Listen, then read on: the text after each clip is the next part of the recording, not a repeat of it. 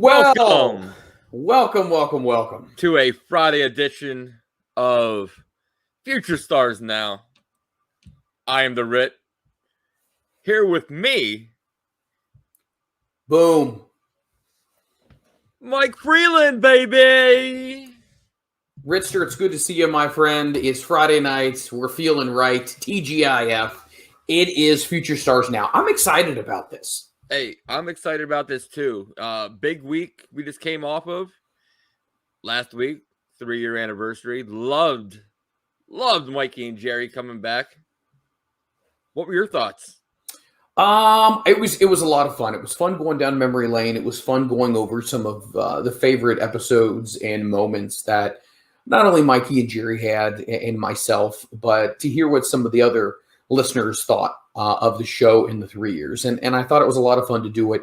It was awesome getting all those video packages together from all of the tributes from everybody. You had a huge part in that. So, sir, I thank you for that.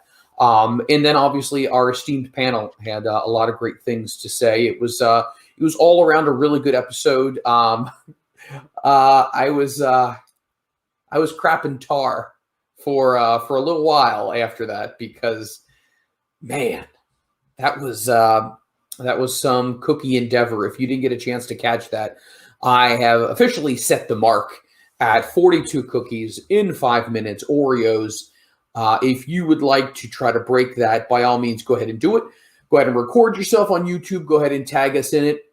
And if you would like to go ahead and take on the current reigning podcast Oreo eating champion, which would be myself, I'd be more than happy to take you on. Get a hold of the Ritt or myself, and we'll set up the time, the place, and the match. Yeah, and hey, if you can beat Mike, if you can beat Mr. Freland, not only will I'll reimburse you your Oreos, but we might even let you co-host the show with us. Oh. So if you can out-eat me above the table, we will allow you to stick around and share your wrestling knowledge and expertise, not only with the Rittster himself, but the panel as well, and I will graciously take a step backwards. Hey, put your money where your put your Oreo where your mouth is. At this point in time, I'm not putting any more Oreos near my mouth. But yes, you're right. Oh man.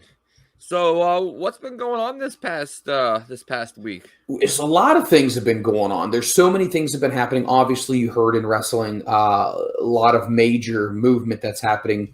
A little bit older, the Ring of Honor situation that's been going on. So Ring of Honor is effectively going to be shutting down for a while. They are talking about revamping the product, and they've released all of their talent from their contracts, which I think is really, really interesting. They're free to do as they please. I still believe a lot of people in Ring of Honor have always been able to do outside projects as well and other promotions, but now they're completely able to sign with whichever promotion they would like. From what I'm hearing right now, the word is that they are looking to relaunch in April. So yes. It looks like it's going to be now. It's not done yet. It's going to be after December, I believe. Yes, they're still doing their Final Battle. Correct. They're still going to do Final Battle, and I believe they're also doing a bunch of TV tapings as well to have in the can so they can continue to show some stuff.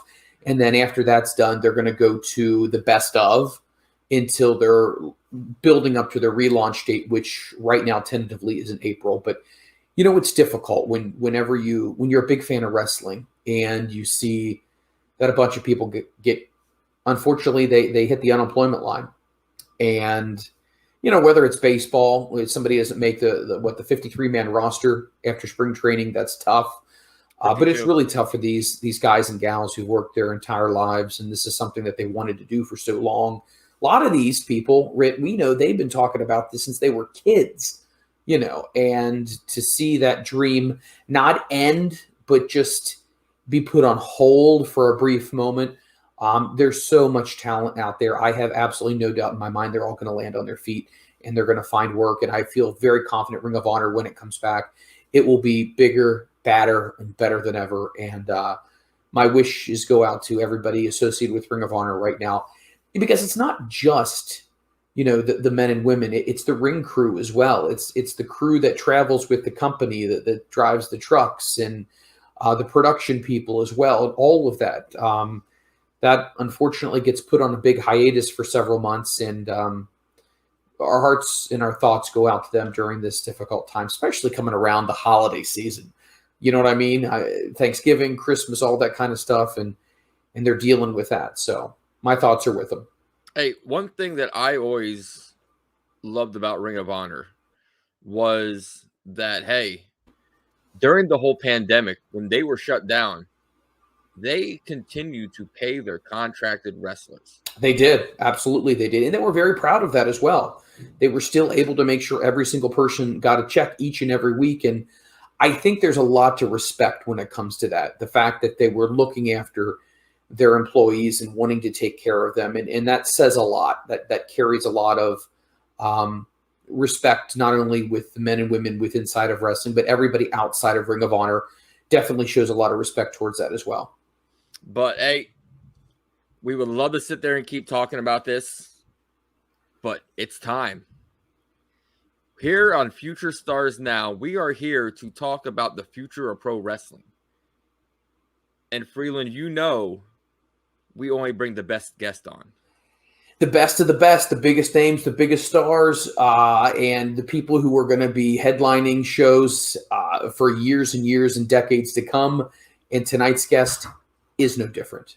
Yes, tonight's guest has already been main eventing and a staple of reality wrestling. He owns the state of Texas. That's a big deal. Jerry Jones, a lot of people think owns the state of Texas, but no, not him. The guest tonight owns the state of Texas.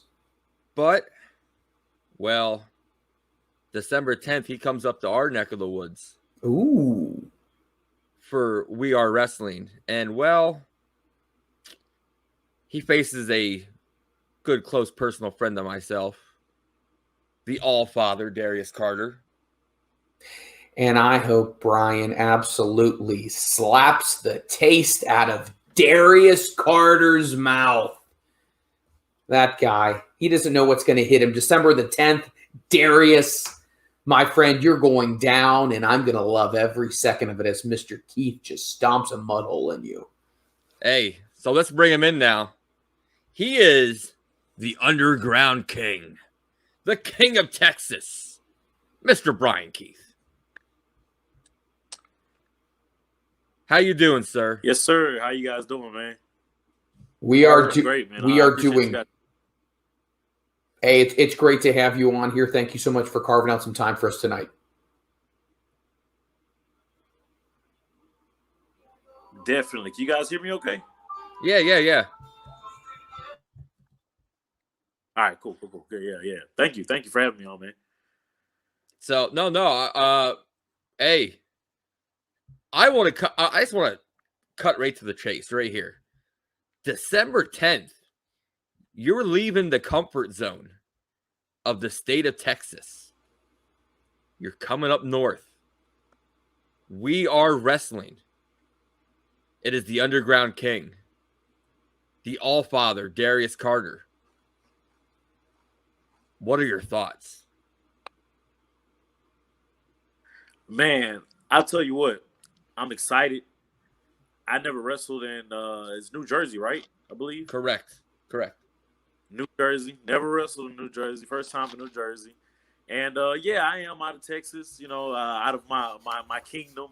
But I am a king, and wherever I go, my reign reigns supreme. So I believe to go in New Jersey and stake my claim. The All-Father is a guy that I definitely respect, and a guy that I'm looking forward to tearing it up with. So I know he's going in there with the same mindset, something to prove. I'm in his kingdom, so, I mean, with him being an All-Father, I know he's not too prone to have me go and stake my claim either. But, I know it's going to be magic, and I'm ready for it all. So the real winner is the fans.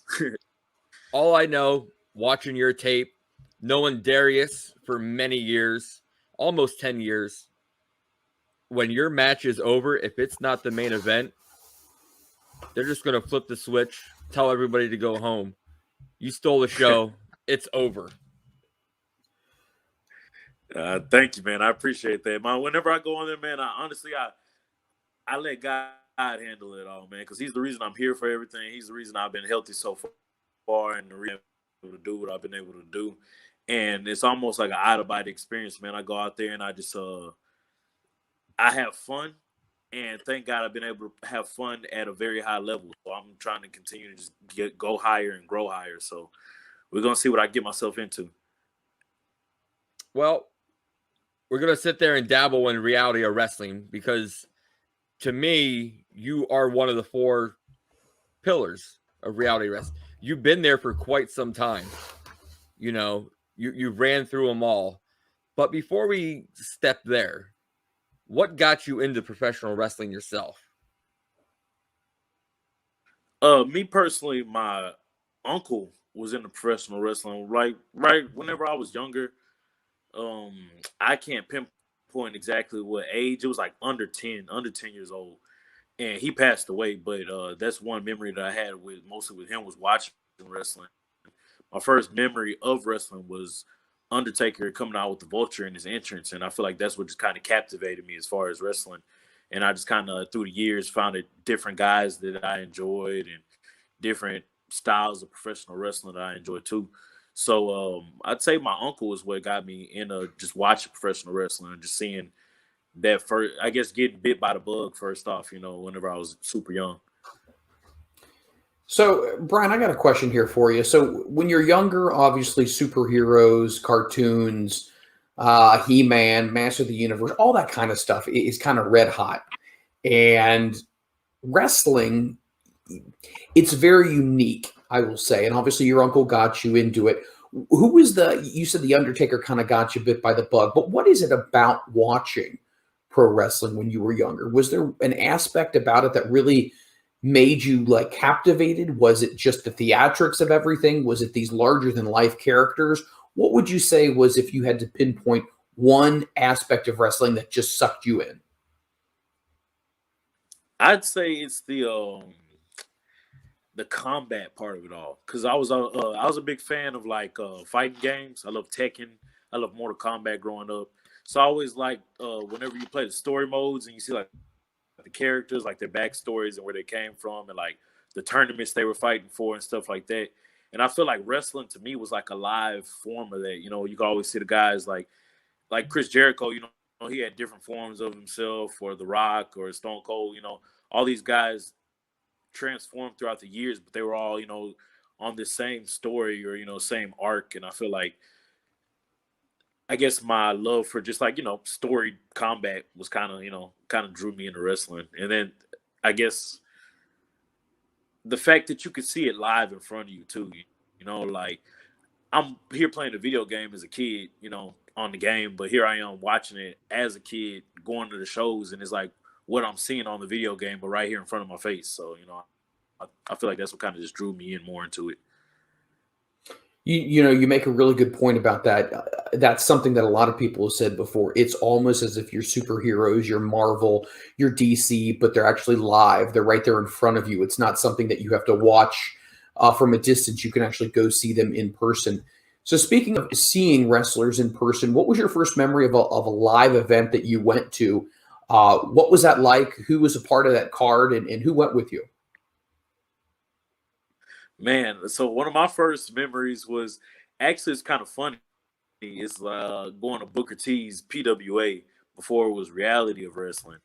And it was me and my friend who now wrestles for Reality of Wrestling, Jonathan Vega. And we were like maybe like 14 years old, 15 years old. We watched wrestling, but we never to an event. And it was going to be low. So he borrowed his parents' van at like 14, 15 years old. And we drove out to Pasadena, and we went to a show, and at the Dudley Boys, and I want to a couple of things. Then they had the guys who were running Booker T's as well. It's because when we went, the car battery died in it, and so after the show, we're trying to start the van, and it didn't start at all. and we had to get his parents to come pick us up, and we end up staying afterwards and seeing Booker T, and he let us be back. Guys, we got a piece of the tonight. Like one day we come back and we're gonna man. I did the same. We came back. We wrestled for him still to this day. Actually, first double dabble of live wrestling on any level. Really watch live. So live wrestling obviously is something that it's really fun to go to, especially if it doesn't come to your area very often. And I've been fortunate enough over the years to actually have major promotions come through our area, the WCWs, even the NWAs at way back when, and the WWE as well. So when wrestling would come to town, was there a big scuttlebutt about that at school? Was that something that was talked about a lot amongst the inner circles of your friends and whatnot, or was that kind of one of those things that it was just kind of between you and a few other people?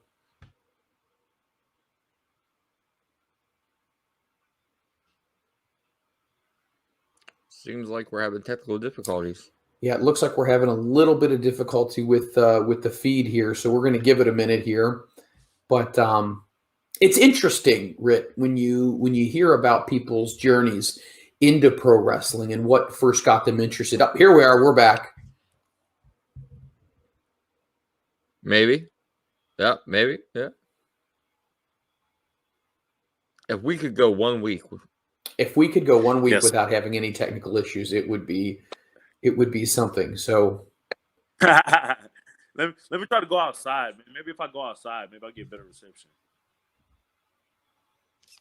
So as he is doing that, Richard, let me ask you this question. So what was your first memory of going to a live event? How old were you? Live WWE event or just a live wrestling event? Period? Just live wrestling event in general. How old were you when you first? Oh, man, that was probably 16. Wow. And who was 15, on the card? 15, 16. It was Triple WA here in Pennsylvania. Nice. Who was on the card? Snuka was on the card. Dave Mysterio, which he played a gimmick off of Rey Mysterio, said he was his brother. I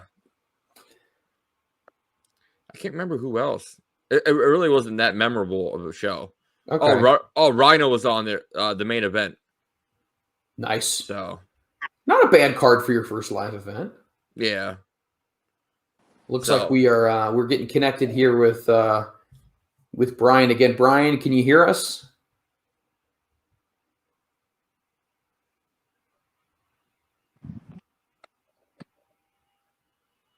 Yeah.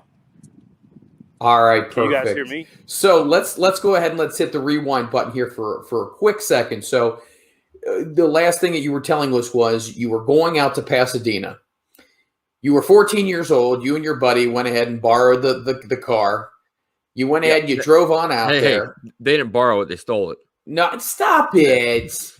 When you have intentions of bringing it back, that's borrowing. It was his parents, so it was borrowed. It was borrowed. So you go out there, you see the shows. So pick it up from there.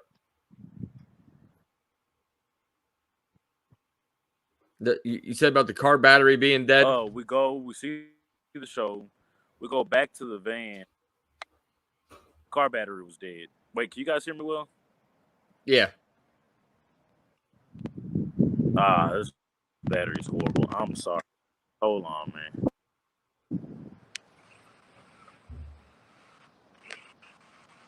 Speaking of car batteries, the last time I went to the drive-in, it must have been so long since I went the last time. I actually turned my car on, then turned the key so I could hear the audio coming into my car. Well, a double feature is going to run that battery down. So I had to beg and plead people to jump my car. So I've had my fair share of car battery issues. So let that be a message to anybody. If you're going to go to the drive-in, bring a boom box or a little radio with you to listen to the audio. Do they still call it a boom box? No. No? Okay. No, it's more like a Bluetooth speaker now. What about a Walkman? Do you still have a Walkman? Yeah, it's your phone. Yeah. So we do apologize. Looks like we're having some technical difficulties here with the King of Texas. But there's so many things that we want to talk to him about because obviously this is going to be his first introduction to Booker T. And Booker T will play an integral role in Bryan's career as a professional wrestler. Let me ask you this, Ritt. When it comes from Texas, that has to be one of the few states, and I mean within a handful, that has produced the biggest stars in pro wrestling. I want to have to sit there. That in Minnesota. I would agree with Minnesota completely. Like any other state, I can't really see any other states that produce that many stars. But when you look at Texas and just the indie scene alone, it's its own country. Well, I mean, think about it from this perspective. I mean, not only do you have Booker T, but you have Steve Austin, you have Shawn Michaels, you have so many different people. The Von Erichs, Jose Lothario was there. It was a big part of the territories with the early NWA days. Just such a huge part of the wrestling industry. And especially nowadays with Thunder Rosa's promotion that's down there in Texas as well. That is doing so very well. And hopefully we'll be giving you an update on potentially a working relationship with them as well, because we can't wait to bring more women's wrestling to you on the Front Row Material and Future Stars Now brand. Hey, and speaking of independent wrestling. Yes. Tomorrow night, Saturday. November 13th, PPW. PPW. Tune in to our live broadcast for the pre-show hype. And here we go. Let's bring him back in here. We're going to try it again. Mr. Bryan Keith is joining us right now from Texas. I swear, Darius might be disconnecting your internet on purpose. That guy's shady. Okay, that guy is shady, and I tell you what, he's a yipper too. He's a little yipper, and I tell you what, I can't wait till December 10th because you know what Mr. Keith is going to do to little yippies. You know how people have dogs. They have big dogs. And then they got those little yippy dogs who run around in the front yard. Well, that is Darius Carter. And you know what's going to happen to Mr. Darius Carter, the big man, the king of Texas? You know what they say? Only the biggest and the baddest come out of Texas. Big dog. You're going to eat him up and spit him out. Darius Carter. Get out of here, Darius. All right, please continue. The car battery died. What are we going to do? We got to call mom and dad. Take it from there. Got to call mom and dad. They're about to come and pick us up. But while they're about to come pick us up, Booker T allows us to be backstage and chill with some of the talent. So we get to see the Dudley Boys. We get to see Rosie and a couple of other guys. But then there were also some guys from PWA that were local talent, too, that we were familiar with. So we got to hang out with those guys. And then before we left, we told them, one day we're going to come back and we're going to wrestle for you. And that's exactly what we did. Still to this day, we still work for him. And like you said, I'm a staple in reality wrestling. Jonathan Vega also a staple in reality wrestling. And since that day, that was like my first experience, I guess, with wrestling as far as any level watching it live. So you go ahead, you do that. What was this is non-related to anything, but this is me just being nosy. What did the parents have to say about this whole evening? Were they like, okay, we get it? Or were they like, you better not try that again? Well, his parents were like, they were okay with it because they were kind of cool with him driving at that point. He was 14, 15 years old. So they were kind of letting him drive, but that was kind of far out of what they were allowing us to. But they knew we enjoyed wrestling, so they just let us go. But my parents personally didn't find out until like maybe a couple of years ago. I ain't even let them know, they I was just like, yeah, I probably won't tell my parents about this. You know what? Sometimes let sleeping dogs lie. Everything was fine. Everyone's okay. Let's just let that ride. Yeah, and here I am today. That's my career. So apparently I was into it. Well, so let's kind of talk about that. So obviously, you go to the show, you get to meet Booker T.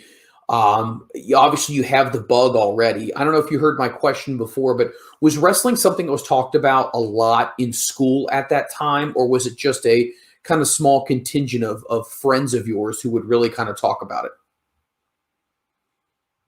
Well, I grew up in like the '90s, so I feel like I was in that like Attitude Era boom, or like the SmackDown era boom. So wrestling was definitely around. As far as it being something that somebody took seriously and having it as their career, nobody really, everybody always kind of laughed whenever I said, "Oh, I want to be a professional wrestler." It's like, "Oh, you can do something else," or they never really took it seriously. But I remember whenever I was like 10 years old going to school and they had a career day, and like the whole day supposedly they had no one that ever wanted to that said they wanted to be a professional wrestler, and they had like a title there and a backdrop with Macho Man Randy Savage, and I took a picture with that, and I got the picture still to this day of me being 10 years old, being like, when I grow up I want to be a professional wrestler. So like since 10 years old I feel like I just had my mind made up. It was something that just captivated me that much. I just had my mind made up. They say some of the most driven people know what they want and they don't stop until they get it. I mean, a lot of people, I want to be an astronaut. I want to be a this. I want to be a that. But it seems like people who are truly driven and committed, they know what they want and they seek it and they don't stop until they get it. You fall into that category, which is a very admirable thing. Is there anybody that you stayed in contact with and that all of a sudden they were like, whoa, he did it? I say a lot of times right now on Facebook, like my teachers, from whenever I was in like elementary school, or like actually any grade level, they'll hit me up on Facebook like, "Man, I can't believe you stuck with it." Because actually in school, I was a pretty good student. I was like a straight A kid all the way through high school, and even graduating straight A's. And like a lot of people just were thinking, I guess I'd do something else with my life or something like that. But nothing really set my soul on fire like wrestling does. Nothing. Right when I wake up, that's the besides my wife and my kids, that's the thing that gets me going is professional wrestling. Is what sets my soul ablaze. That's what I'm constantly thinking about. So I feel like that's what I just pursue. That's why I pursue it so heavily. So you go ahead and you graduate high school. You got great grades. You can do a lot of things with your life. A lot of opportunities are available at you at that point. At what point, Bryan, do you start looking at schools? And when do you start looking at, okay, what is the next step for me? Or was it always in your mind, no, I got to call Book and I got to get this thing going again because I know that's where I want to be? Yeah, well, I started at Texas All Star Wrestling. That's where I initially got my first start at, as far as wrestling goes.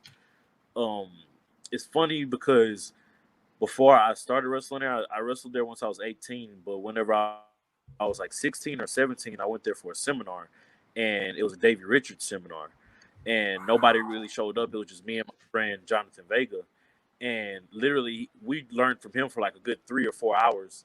And after it was all done, he was like, "Man, you guys are pretty good. If you just something you want to get into, you guys should definitely just keep at it. You might have something to, something at it."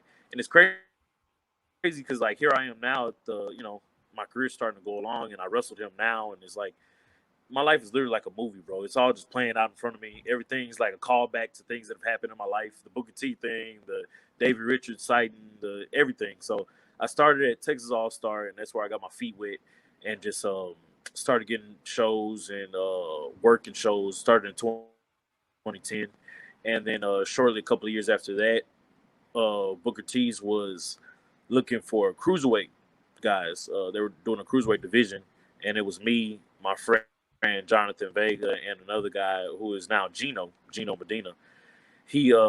All three of us were going to come in as the cruiserweight division, and they ended up never bringing in the cruiserweight division, but kept us around. And that's how we got our start of reality of wrestling, just sticking around there and helping out, showing our face, being active, and just doing everything we could to be helpful to the brand. And still to this day, all three of us are still there, helping out. When you talk about the early days in wrestling, the one thing we love to talk to wrestlers about is etiquette.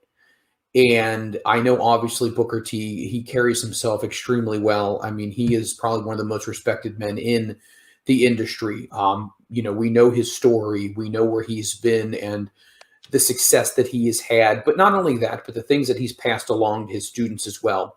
When it comes to etiquette, what are some of the things that were instilled in you working with Booker T? Was it a situation of, hey, keep your mouth shut, keep your ears open, shake everyone's hand, ingratiate yourself, but don't say a whole lot? Or what was the tutelage that you were given as far as the etiquette, as far as being in a locker room and being backstage as a new guy?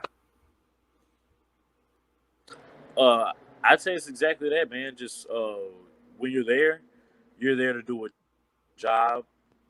You're a professional, and you're expected to act as a professional and do things that a professional is supposed to do in a professional manner.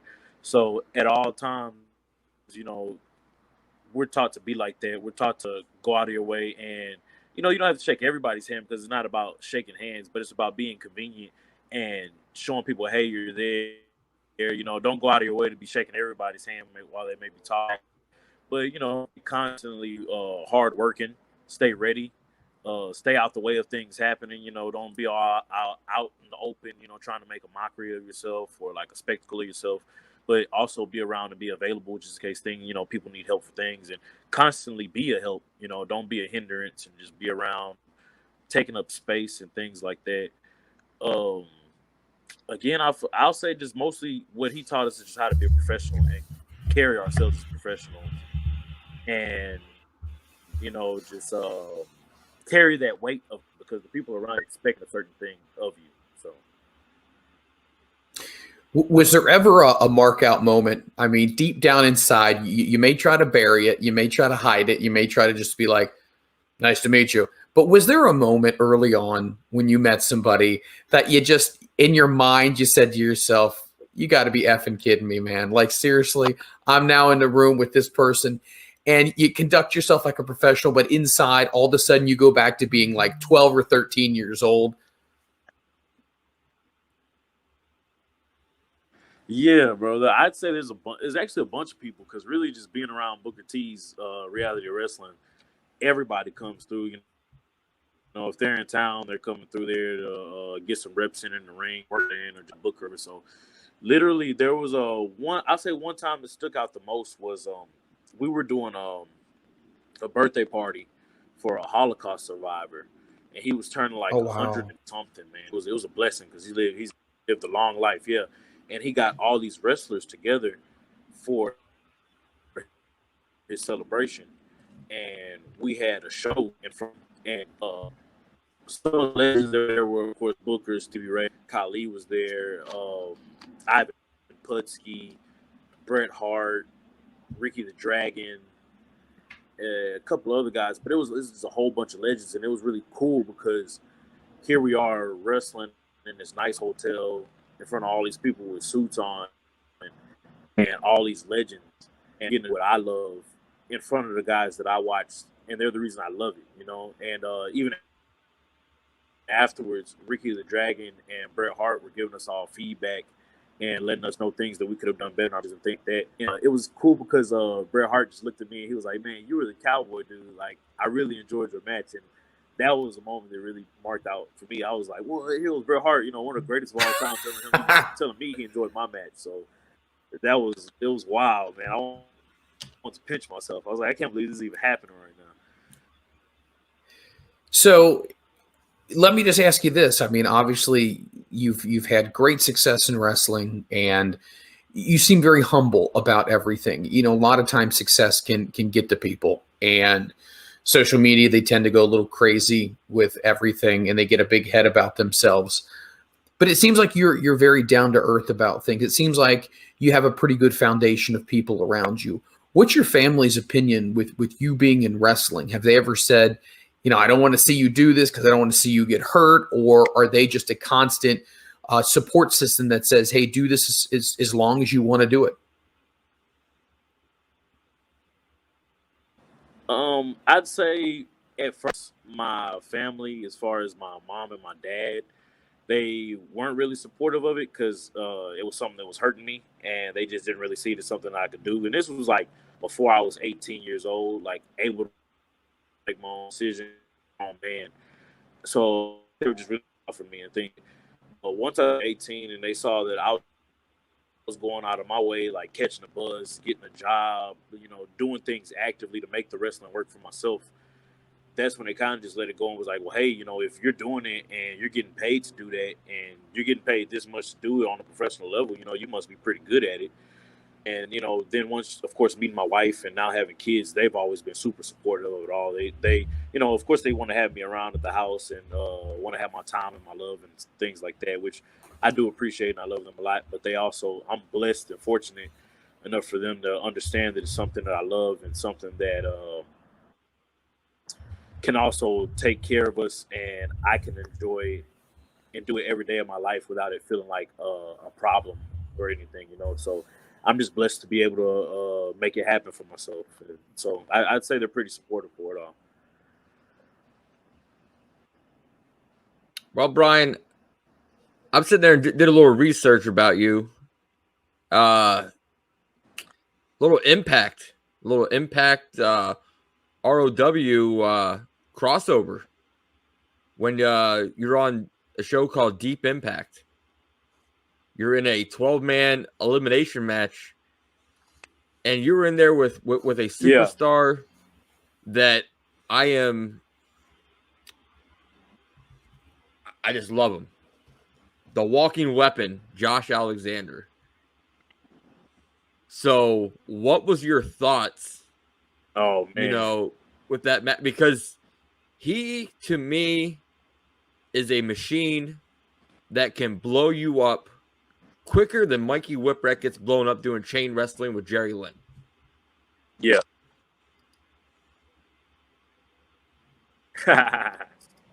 So what was your thoughts? With being there with Josh.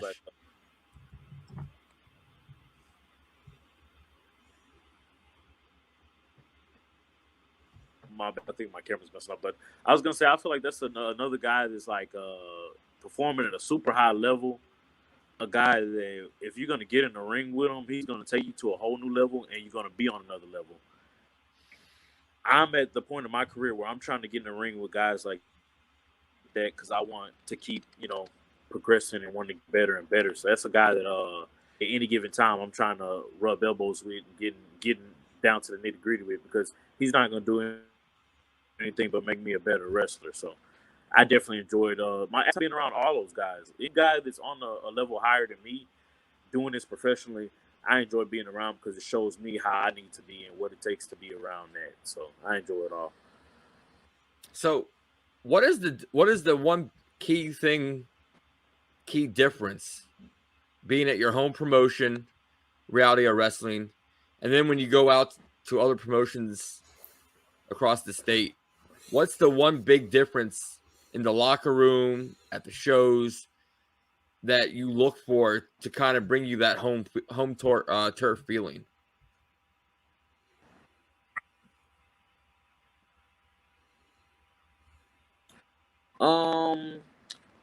I'd say maybe like the feeling of being around family, but I can't really say that because like here I went to like Freelance and Time Bomb Pro like last weekend, and being around those guys felt like being around family too.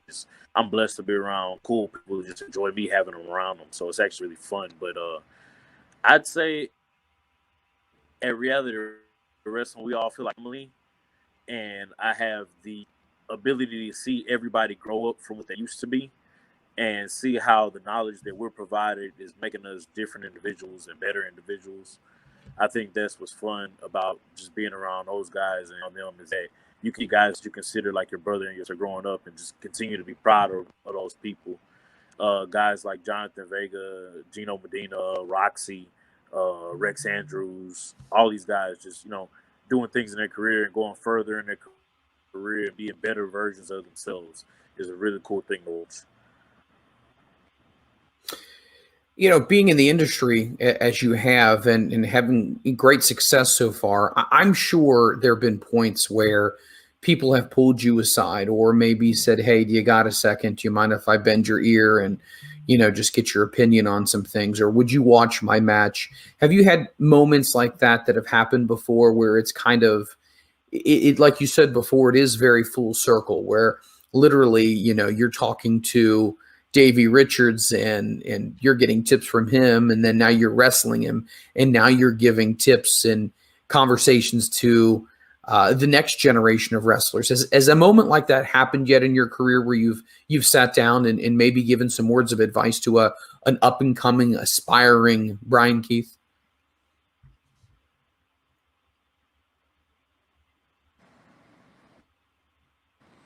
Definitely, man. Especially in Texas, because in Texas there's guys that are like, getting it as far as like just not having their names on, the bill. Like, I guess as far as not having their names out there as much, and a lot, they'll come to me and ask me what I thought about the match. I think it's pretty flattering for me because, like, for you to think highly enough for me to get my opinion on your match, is pretty cool for me. Things like that. But I'm always down to help people. I'm always going to different promotions in Texas. I wrestle mainly for Reality Wrestling, but I also wrestle for New Texas and VIP and Heavy Metal and a bunch of other places in Texas. I like to help the young talent because there is a bunch of young talent here in Texas. And for a while, it was always, known that Texas was a black hole. If you want to make it in wrestling, you got to get out of Texas. And I feel today, right now, as far as indie wrestling goes, a lot of people are trying to get into Texas and see what we got going on. And there's a lot of great young talent that are the reason for that. So, guys like me and guys before me are doing their job as far as making sure these guys are thinking the right way and staying on the right path and just performing at a higher level than expected. We've talked to different wrestlers before, and it seems like the common theme that everyone shares is you want to be better than what you were the day before. You want to be better than what you were yesterday because today's a brand new day. How do you feel like you have changed, not only from an in-ring perspective, but from a psychology perspective, for a whole package than what you were, let's say, a year ago today? Do you think there's been a lot of change, or do you feel like you've been more consistent than anything else?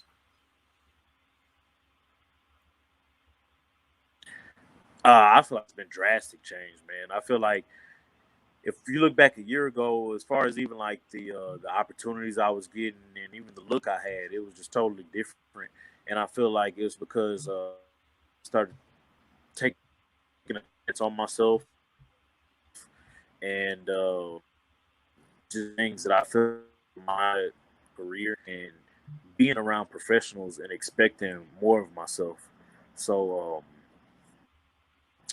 I feel like that, along with finding a direction to be able to put my energy or like my, I guess, pinpoint as far as what type of fan base I want or what type of genre I want to reach. Doing that simultaneously kind of just, I guess, made everything blow up for me, within this past year or so. Like, last WrestleMania was my first WrestleMania weekend as far as working as a professional wrestler. And it seemed like since then it's just been on a ride for me. So I'm blessed, man, and just honored to be able to be doing